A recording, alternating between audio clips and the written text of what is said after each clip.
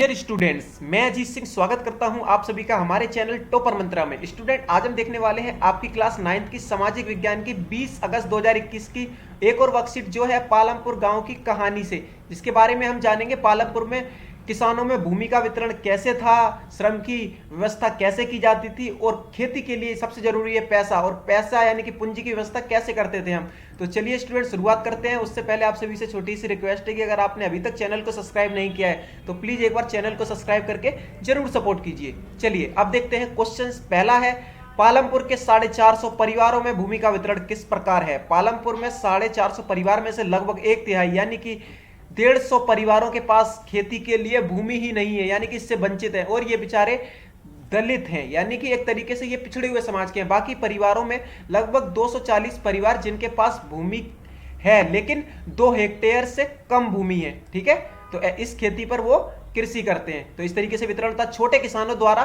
श्रम की व्यवस्था किस प्रकार की जाती है, यानी कि आपको पता है छोटे किसान, इनके पास बहुत कम भूमि है। छोटे किसानों द्वारा श्रम की व्यवस्था मुख्यतः उनके परिवार के सदस्यों द्वारा ही कार्य कराकर ही की जाती है, जैसे कि उनके फैमिली में है, बच्चे हैं, ठीक है, माता पिता हैं, यही सब लोग, कई बार उनके नाना हैं, ठीक है, तो यही सब लोग मिलके अपना खेती का काम करते हैं, यानी कि श्रम की व्यवस्था करते हैं छोटे किसान। बड़े एवं मझोले किसान द्वारा श्रम की व्यवस्था कैसे की जाती है, तो बिल्कुल अपोजिट। बड़े और मझोले किसान श्रम की व्यवस्था किराए पर मजदूर भी रख लेते हैं, ठीक है, साथ ही साथ मशीनों की भी हेल्प से कर लेते हैं, क्योंकि बड़े किसानों के पास कहीं ना कहीं खेती और पैसा अधिक होता है स्टूडेंट्स। ठीक है, आगे देखते हैं हमारे अगले क्वेश्चंस।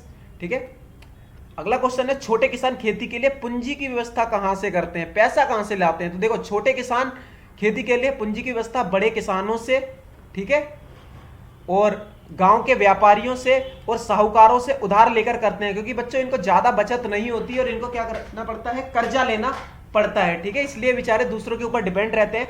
अब है आगे, बड़े किसान खेती के लिए पूंजी की व्यवस्था कहां से करते हैं। तो देखो, बड़े किसान खेती के लिए पूंजी की व्यवस्था अपनी खुद की बचत से या बैंकों से करते हैं, क्योंकि देखो इनका ज्यादातर पैसा जो है बैंकों में जमा होता है या कई बार लोन ले लेते हैं, क्योंकि बड़े किसानों के पास बड़ी भूमि होती है, बड़ी भूमि में बड़ी फसल होती है, बड़ी फसल से ज्यादा पैसा आता है तो वो बच भी जाता है, और ये वर्ष प्रतिवर्ष की बचत को जोड़कर अपनी स्थिर पूंजी यानी कि जो इनके पास होती है उसको बढ़ाते हैं। ठीक है, तो इस तरीके से ये व्यवस्था करते हैं। तो यही थे हमारे आज के कुछ 5 सॉल्यूशंस, ठीक है, जो हम आपको अच्छे से समझ में आ गए होंगे, आई होप। अगर आपको वर्कशीट पसंद आई, चैनल को सब्सक्राइब कीजिए, शेयर कीजिए। फिर मिलेंगे स्टूडेंट एक और नई वर्कशीट के साथ, तब तक आप सभी अपना ख्याल रखिए।